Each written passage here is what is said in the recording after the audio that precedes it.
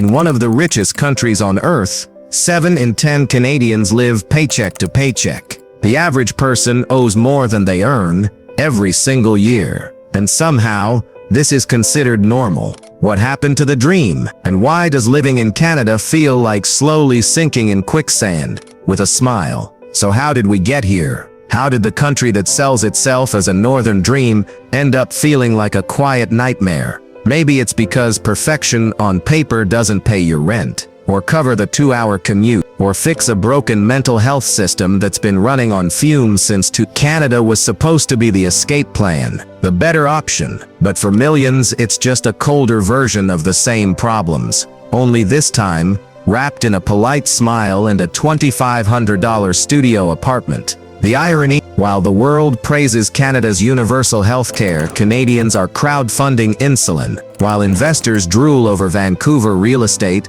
locals sleep in their cars. It's not just a contradiction, it's a betrayal. One that whispers, "You're lucky to be here," while quietly grinding you down. So if this video hit a nerve, maybe it's time to hit back. Drop a comment, share the reality, because silence is how these systems survive. And maybe, just maybe, the first crack in a perfect facade is someone finally calling it out. After all, how long can you pretend things are working when everyone around you is quietly breaking? Debt isn't a red flag here, it's a birthright. You turn 18, and the system hands you a credit card like it's a rite of passage. Welcome to adulthood. Here's your starter pack. $50,000 in student loans, a rental market that hates you, and a dream of homeownership that'll age like fine fiction. But here's the twisted part. No one even flinches anymore. A nation drowning in $2.4 trillion of consumer debt, and it barely makes the news. Because when everyone's sinking,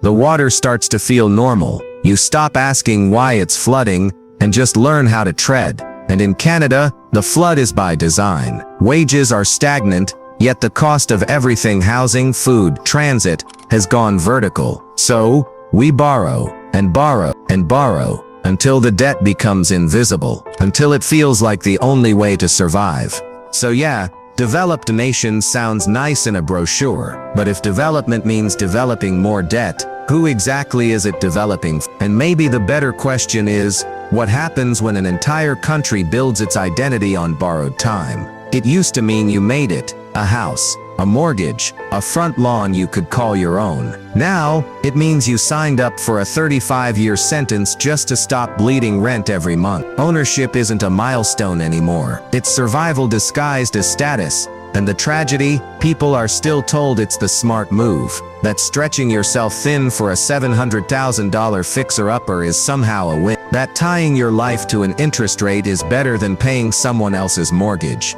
But in this market, you're not buying freedom, you're buying fear on a 3-decade plan. Because in Canada, the dream morphed into a trap. You either rent forever and watch prices run laps around your salary, or you gamble your future on a slab of drywall and hope the market doesn't spit you out. It's a lose-lose dressed as a rite of passage. And the worst part, most people still call it progress. So if owning means drowning in debt, and renting means endless instability, what exactly are we supposed to call home? Renting was supposed to be the fallback, the safer, simpler option, while you figured things out. But now, it's just a different kind of gamble, one where the house always wins. In Vancouver, $2,500 gets you 4 walls and a panic attack. In Toronto, a 1-bedroom feels more like a ticking clock than a home. And your income, still stuck in 2012. The math doesn't add up, but the eviction notices do. Miss one payment, your landlord hikes the rent, or sells the unit, and you're out. No warning, no cushion, just a polite reminder that housing is now a game of financial Russian roulette. And here's the cruel irony, this was the affordable path. Renting was the answer for those who couldn't buy. But now, it's neither stable nor affordable. It's just the slow drip of uncertainty, month after month, with nothing to show for it but receipts and rising cortisol. So yeah, you might find a place to sleep, but in Canada's rental economy, that's all you're buying. Sleep, not peace, not stability. And even if you survive the housing crisis, the cost of simply existing keeps going up. Canada has the resources to feed nations, but somehow can't keep its own shelves affordable. Grocery prices have jumped 20 to 30% in just 2 years. That's not inflation, that's an insult. Because while everyday people decide between ground beef or ground-up budgets, grocery CEOs are cashing 7-figure bonuses. Gas prices,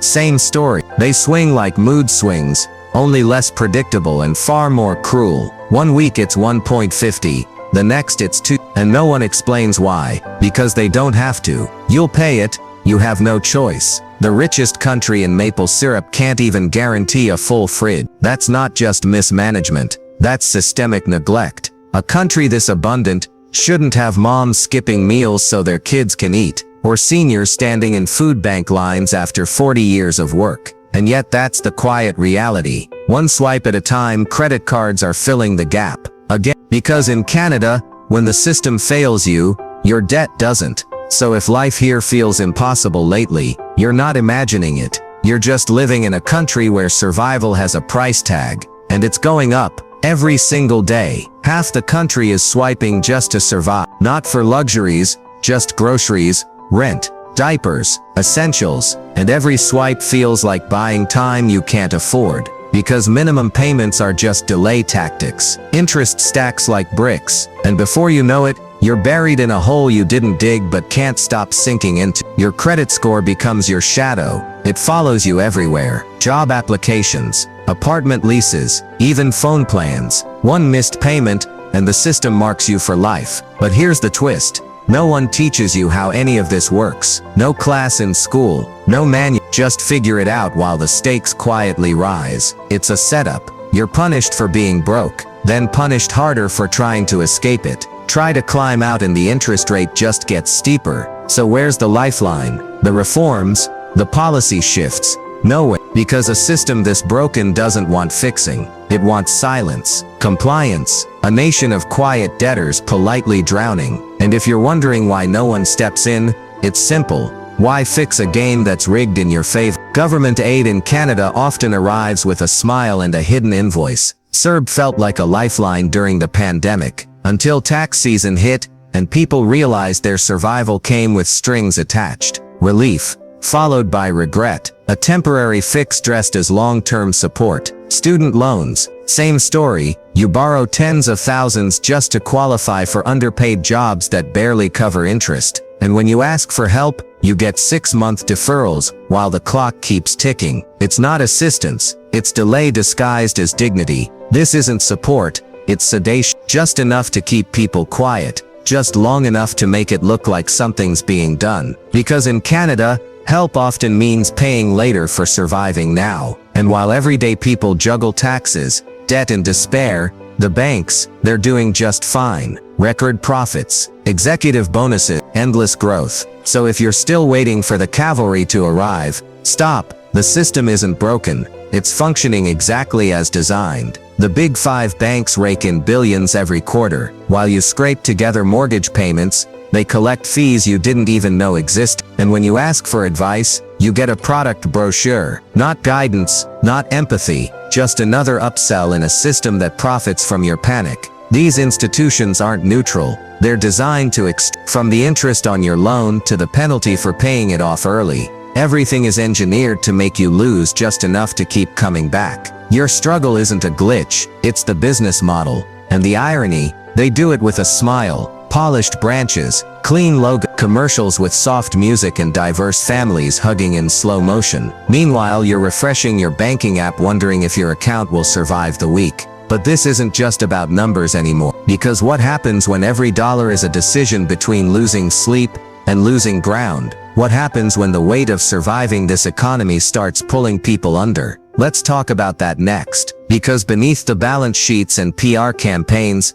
something darker is growing. Debt doesn't just drain your wallet, it drains your will. You start waking up tired, even after 8 hours of sleep. You forget what peace feels like, not because you're weak, but because you're carrying something no one can see. In Canada, financial stress has become background noise, but studies say what people won't. Debt is fueling anxiety, depression, even suicide. People are breaking down quietly, behind closed doors, behind polite smiles, and still they show up to jobs that underpay, to homes they can't afford, to lives that feel like slow collapse on repeat. Because that's the Canadian way, right? Keep calm, carry on, say sorry, smile through the breakdown. Don't cause a scene. But how long can a society survive when its people are falling apart just to hold it together? Is there any way out? Any lifeline that's not wrapped in fees, shame, or silence? Or is this just it? A life spent surviving,